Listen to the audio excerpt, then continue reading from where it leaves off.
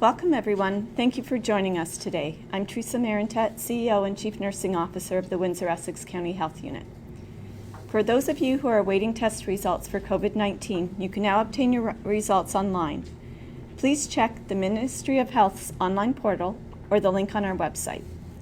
Please note that at this time, our health unit staff will continue to follow up with you directly to provide your results. Please remember that while you are awaiting your results, you must remain in self-isolation. Overall, 5,002 individuals have been tested for COVID-19, and of those tested, 663 tests are pending. I will now share the most current case counts. There are 42,110 confirmed cases of COVID-19 in Canada and 12,879 cases in Ontario. Chatham-Kent has 40 cases, and Sarnia-Lambton has reported 159 cases. Michigan now has 35,291 cases, and Detroit has 8,317. Today, we are reporting 541 cases of COVID-19 in our community, an increase of 16 cases from yesterday. 42% of our cases have occurred in long-term care homes, including both residents and staff. 122 cases have been resolved. 29 people remain in hospital. 17% are between the ages of 50 and 59 years, and 23% of our cases are 80 years and older. 39% are male, and 60% are female, and 1% is unknown. Our community has lost a total of 35 people to COVID. 24 deaths have occurred among residents in long-term care and retirement homes. Our health unit continues to work with 5 long-term care and retirement homes that are currently experiencing a COVID-19 outbreak. Testing for COVID-19 is based on a clinical assessment. Symptoms include fever, cough, difficulty breathing. However, other symptoms may be present, such as being extremely tired, falling, nausea, vomiting, chills, headaches. If you are feeling unwell and need to seek a health assessment for COVID-19, please complete the online self-assessment tool or contact Telehealth Ontario or call your primary care provider for a phone or virtual assessment. They will be able to guide you in next steps, including contacting public health or attending an assessment center. Windsor-Essex has 2 assessment centers, Erie Shores Health Center Healthcare in Leamington and Windsor Regional Hospital Ouellette Campus in Windsor. Please note that testing is available for people who have symptoms of COVID-19. As we go into the weekend, please remember to do your part to fight COVID-19. Stay home, leaving for essential trips only, such as groceries or medicine. Maintain a 2-meter distance from others, cough into a tissue, and wash your hands often with soap and water.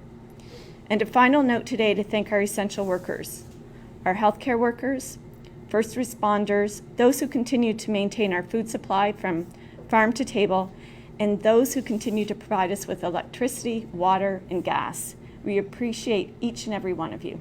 Please continue to visit wechu.org for the most current information and case counts. I will now turn it over to Dr. Wajid Ahmed, our Medical Officer of Health, for further updates regarding COVID-19.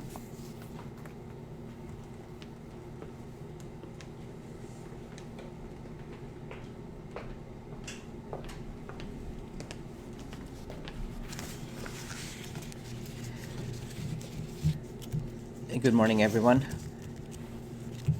As you just heard from Theresa, that we are reporting additional 16 cases in our community and 3 additional deaths. A female in her 90s, 2 female in their 80s, all positive for COVID-19, passed away yesterday. 2 of the 3 individuals were residents in long-term care. Reporting these numbers is not easy. Every death is a tragic loss for our community. Every life lost is not just a statistics, it is a person, a loved one to someone, a mother or a grandmother, father or a grandfather to someone. The WICHU shares its condolences with the families who have lost their loved ones. As we continue to see some of these deaths in the community and more cases, we also have some encouraging news too. We were able to rescind the COVID-19 outbreak from Franklin Gardens, one of the long-term care home, and we are looking forward to rescind outbreak in all of the other remaining facilities and prevent introduction of COVID-19 in any other facilities. I will now move on to our epidemiological summary for our region.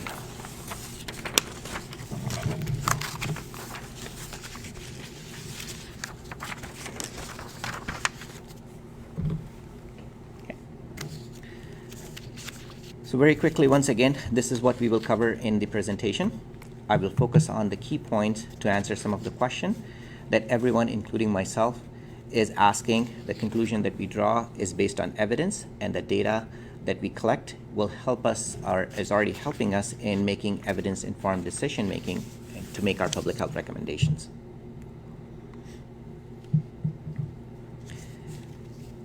The epidemic curve, or EpiCurve, help us assess the progression of the disease, whether in the community or in an outbreak situation. This particular EpiCurve is created to show the confirmed number of COVID-19 cases by symptom onset date. On your vertical axis, you have the number of confirmed cases, and on the horizontal axis, we have the dates that these cases started showing symptoms. This includes all the cases, that is cases in the community and cases in the long-term care home and retirement home. Please note the right-hand side of the graph contains data which may not be complete at the time of reporting, and we're still in the process of collecting that data.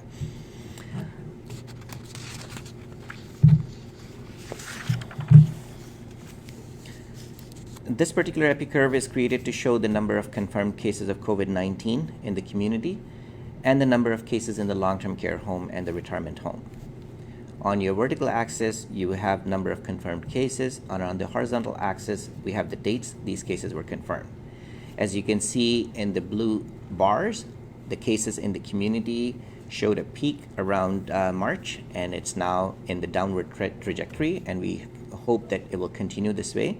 A word of caution again, the last section of the graph, or the right-hand side of the graph, still may have data that is still yet to be reported, so we'll be updating as we continue to get more information.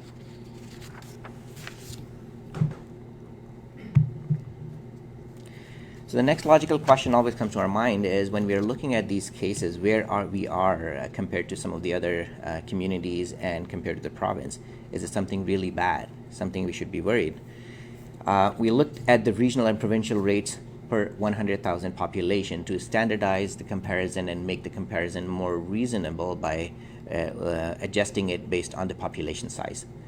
This data is adjusted only on the population size, and it's not adjusted based on the distribution of various age group in the community. Some communities may have more seniors, some communities may have less seniors population, and it changes. So this data is just based on the population standardization.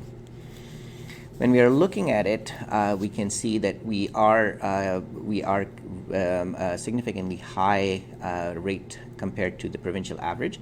But on the same note, if you're looking at the comparison from the province have a senior population of roughly 16% of overall population. In our community, it's 18% or higher. So we can see the difference in Lambton County. Also, this population of senior is significantly high, close to 20 to 21% of their population size. The next question that comes to mind is about, how about the testing? How many people are being tested every day? And among those who are tested, how many of them are coming back positive? This is an indicator to show how prevalent the disease is in our community. And if more people are being tested, and a lot of them are coming back positive, that means we have a problem. But on the flip side, if you look at the number of tests that are coming back positive, is dropping all the way from 20% down to closer to 5% or less. And I would just again caution the last section of the graph, that because of the delay, we may see a difference and then suddenly a spike in the number of positive cases. It's just because of the function of the testing delayed. So I would just keep it as a caution that yes, the percent positivity is going down, but it hasn't gone down to that level yet. We may see the impact in the next few days when these results start to come back.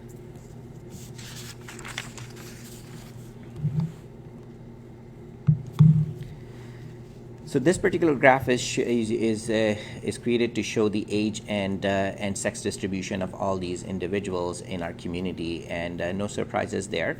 The gender difference is pretty much similar across all age group except the 80 plus population, where we can see more females are impacted, but we also know the overall life expectancy is higher in them. But for the rest of the age group, it's pretty much similar. The highest age group continues to be after 80 plus years is the between 50 to 59 years of age.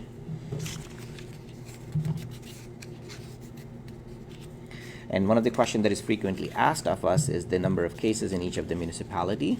And this is the breakdown of these municipalities. But I would still say with caution that please do not take these cases as an indicator of which community is good or which community is bad, or if my community is safer or my community is worse. COVID-19 exists in all of these communities, and all of us need to take appropriate precaution to protect ourselves.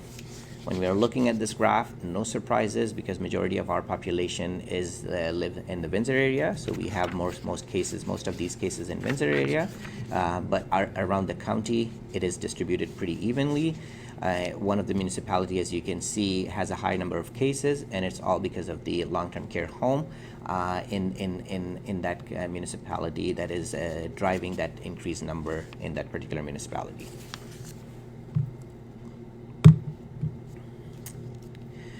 So when we are looking at the exposure history, because we are trying to identify how many of these cases are as a result of exposure to either travel or a contact of a confirmed case, or whether it was acquired in the community where we don't have any obvious cause of exposure.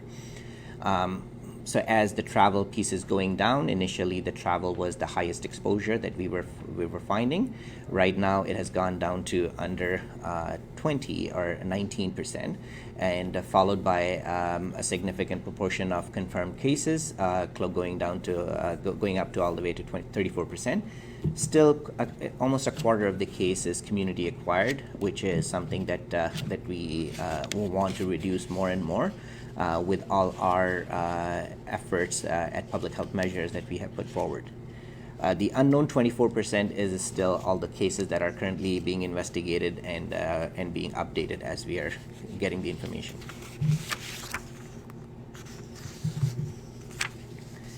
So looking further into the exposures and seeing the impact of where these cases are, and any particular group is more impacted by the other.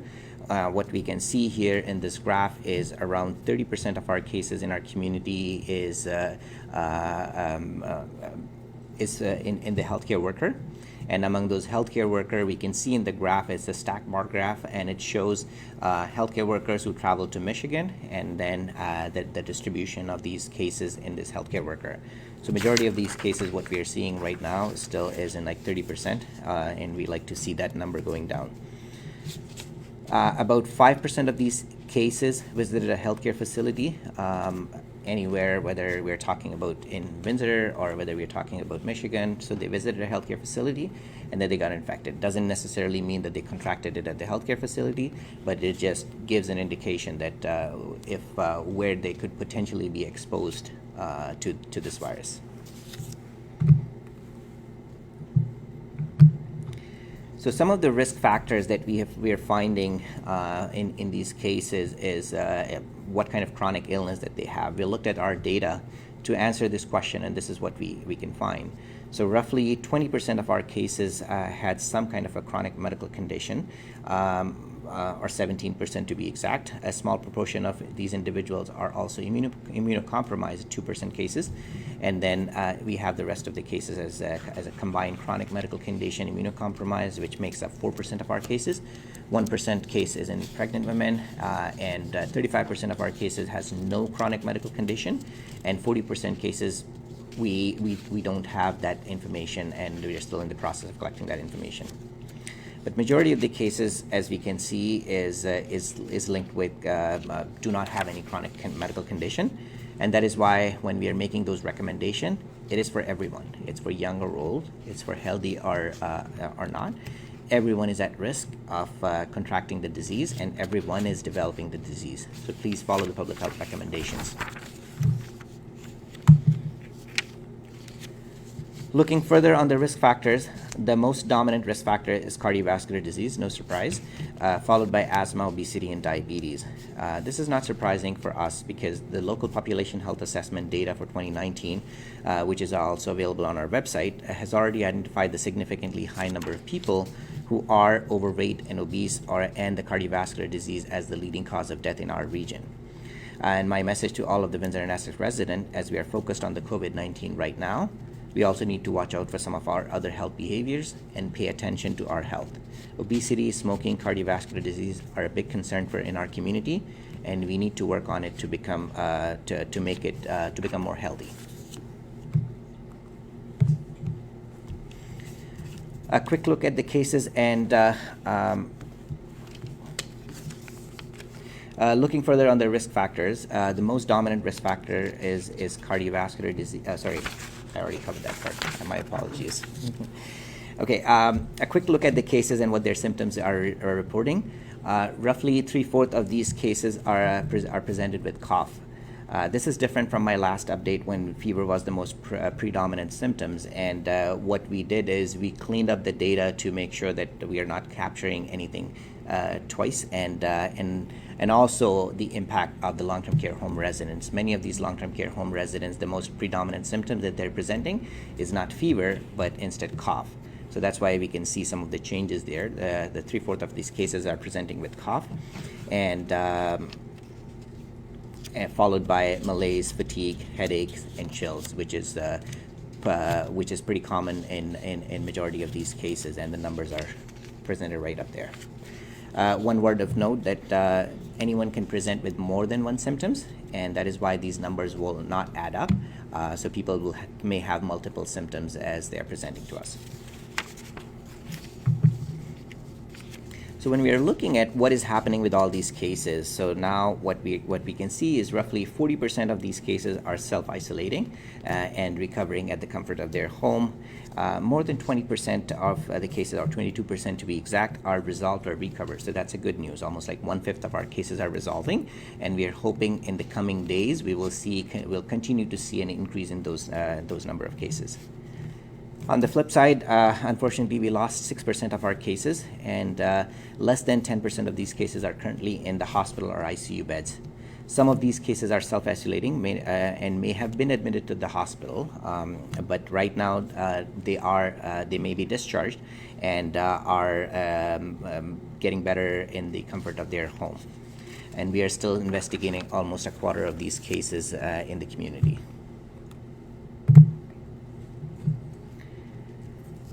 So we're looking more focused on the deaths, the number of deaths that are happening, and is there any better way of explaining who these people are? So looking at the data, the split is pretty much even between male and female, 53% and 47%, and the majority of these deaths are happening in individuals who are 80 years and older, 66% of these deaths. 1/4 of these deaths happen in individuals between 70 and 79 years, and only one death, as we know, happened between the age of 40 to 49%. Just giving you a spectrum that any of these individuals, any of these people who contract COVID-19 are at risk.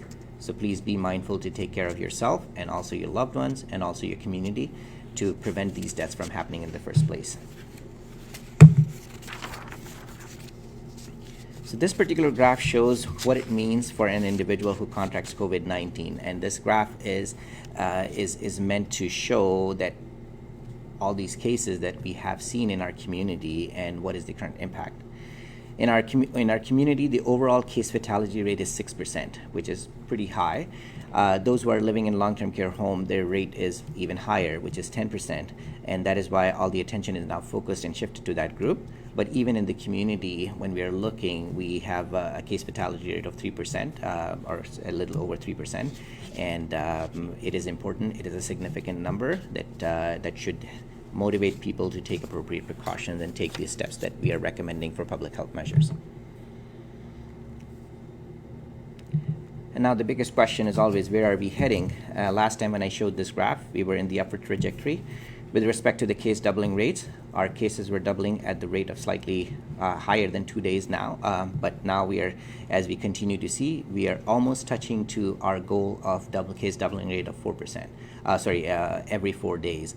And we can truly appreciate that when we are looking at the graph, that it is showing some of the flattening effect that we talk about, that all these public health measures, all these public health action that is driving all these work with social distancing, physical distancing, case and contact management, putting all these measures, and people actually following those measures are paying it off. We can see that difference in the number of cases.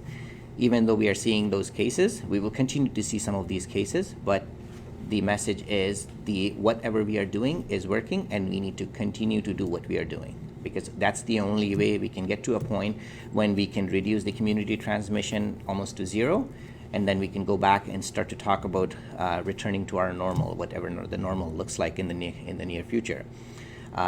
So that concludes my part of the presentation, and I'm happy to take some questions from the media.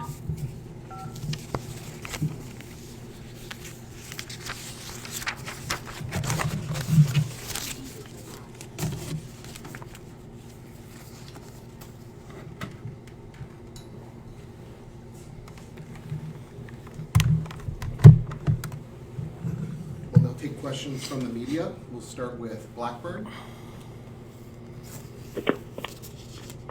Sorry, I'm still on mute. I guess let's just start. I'm seeing a lot of comments about, not having enough tests to present a full and accurate picture of what is happening in the community. Maybe just touch on, I know we've touched on this before, but why is it not helpful, I guess, to test asymptomatic people in the community, more like widespread community testing? So I've answered this question quite a few times, but let's just be very frank. What are we testing if we are testing asymptomatic people? Should we be testing everything that's possibly exists in the world? Because that's not, it cannot be done.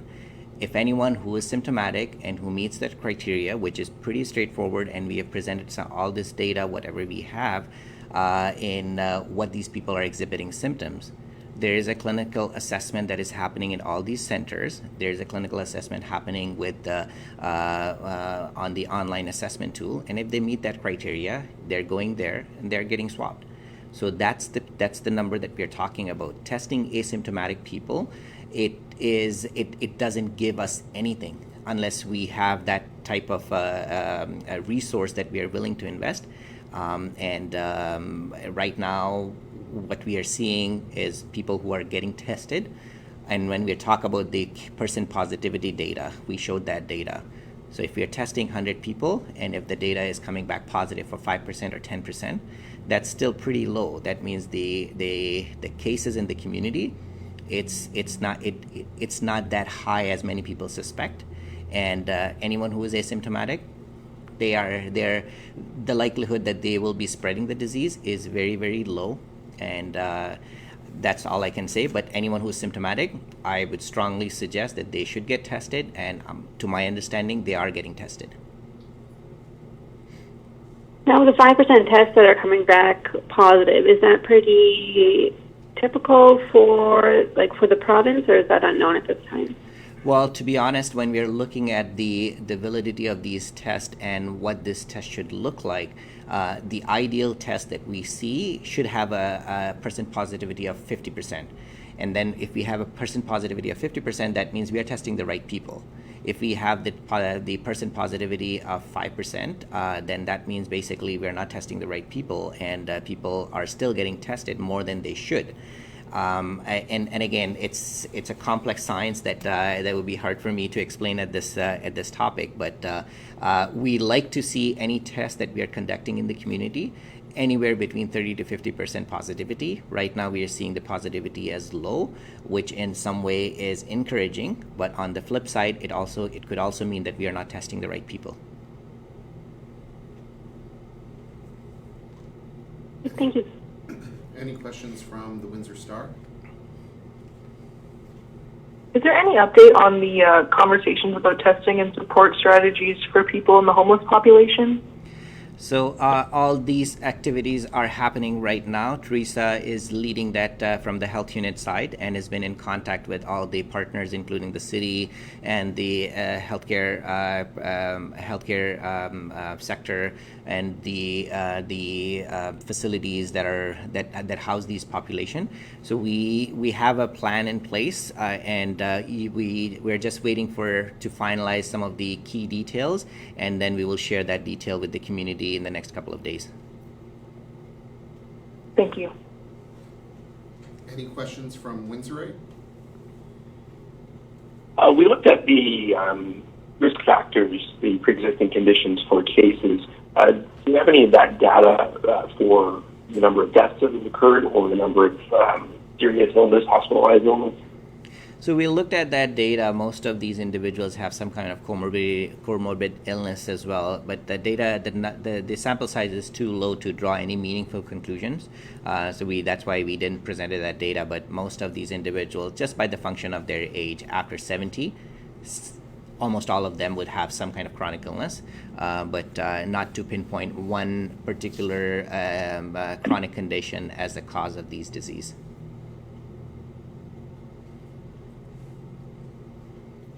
Any questions from CTV? First, just in relation to the numbers, when it comes to outcomes, 26% not knowing the outcome of their results, like, is that alarming or concerning, or is that... Go back to the slide that so your question is 26% is unknown, and so 26% unknown is basically are in the process of collecting data and presenting it back to the in our system. So it's not a concern. I think what I can say is these are the individuals either for the function of some of them are in long-term care homes. We don't exactly have data because we are unable to talk to them to collect all that information. So I wouldn't worry about that part. It is just as a function of getting delayed information on all those individuals. And I can't believe I'm asking this, but what do you say to someone considering injecting disinfectant into themselves as a means of remedy? Absolutely no. I think that's there are lots of myths out there, and CDC has, I think, also produced some data that what is happening with people when they're bringing in groceries and cleaning their food with lots of chemicals, and basically they're exposed to all those chemicals and developing some of those complications. So please look at the science and look at the information. Do not read all those information that exist on the online, and follow the guidance. There is no evidence to show that food is one of the carrier or one of the things that people can consume and get infected by it. It's a respiratory infection. It has to be has to be a droplet infection coming across with people in that way, in that capacity. Food, we did a segment on that how do you clean especially the perishable items when you're bringing it back from your grocery store. Wash them properly with cold water. You don't need anything. You just wash it, rinse it, and then you store them in the fridge if you want to, and then you can consume it that way, and it's still it should be safe. And please do not use any kind of chemical, any kind of disinfectant on your food items or anywhere. Any questions from CBC? Yes, good morning.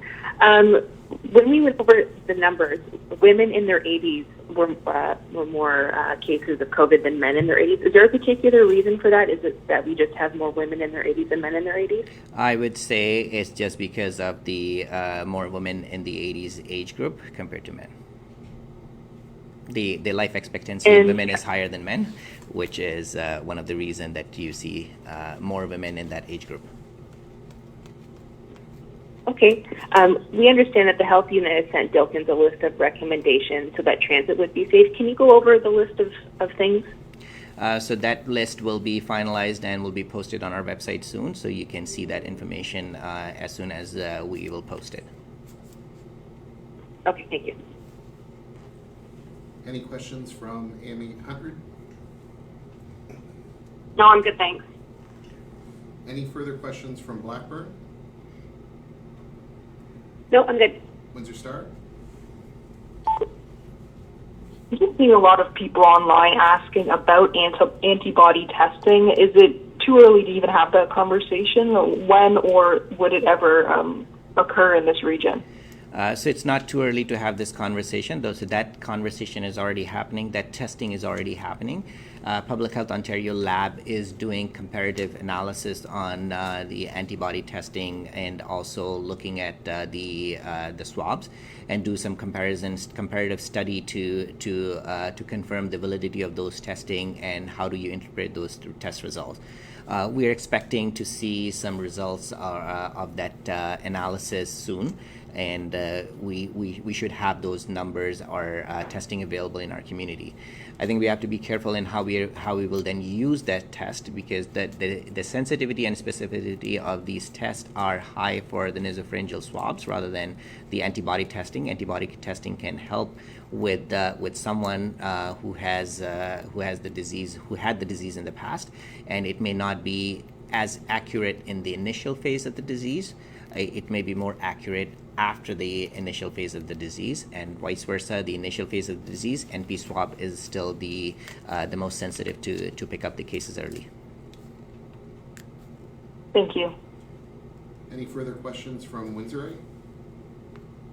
I'm okay, thank you. CTV? Can people go recreation fishing this weekend? So the question is, can people go recreational fishing? I think under the chief minister's, the premier's order, they cannot. I think it's not identified as something that's essential. I can still see people going on their own, not in an organized way, and I think there has to be some safety consideration, ensuring that they're maintaining their physical distancing, they're not congregating as per law of not more than 5 people, and still have to maintain their physical distance, and that's what it is. So as a general rule, it's not considered as an essential work at this time. Any further questions from CBC? I was wondering, you had mentioned pregnancy as one of the factors. For women who have to go to the hospital for checkups, is there anything they can do? Is there anything being worked around so that they aren't exposed? So obviously, anyone who's visiting any of these healthcare facilities, there are process and steps in place to ensure that they are appropriately screened. And when they are at that facility, the appropriate infection prevention and control measures are in place to ensure the safety of anyone who is visiting these facilities. So it's not as a risk factor. It's the diagnosis that we presented that someone who developed COVID was also pregnant. So it's not a function of their pregnancy, but it's just a function of them contracting it. And as I said, the hospitals and the healthcare facilities, their infection prevention and control measures are there to prevent this from happening in the first place. So it doesn't really mean that they contracted it at the hospital. They could have contracted it somewhere else too. I get it. Thank you. Any further questions from AME 100? Okay, thank you everyone. Thank you. Thank you. Thank you.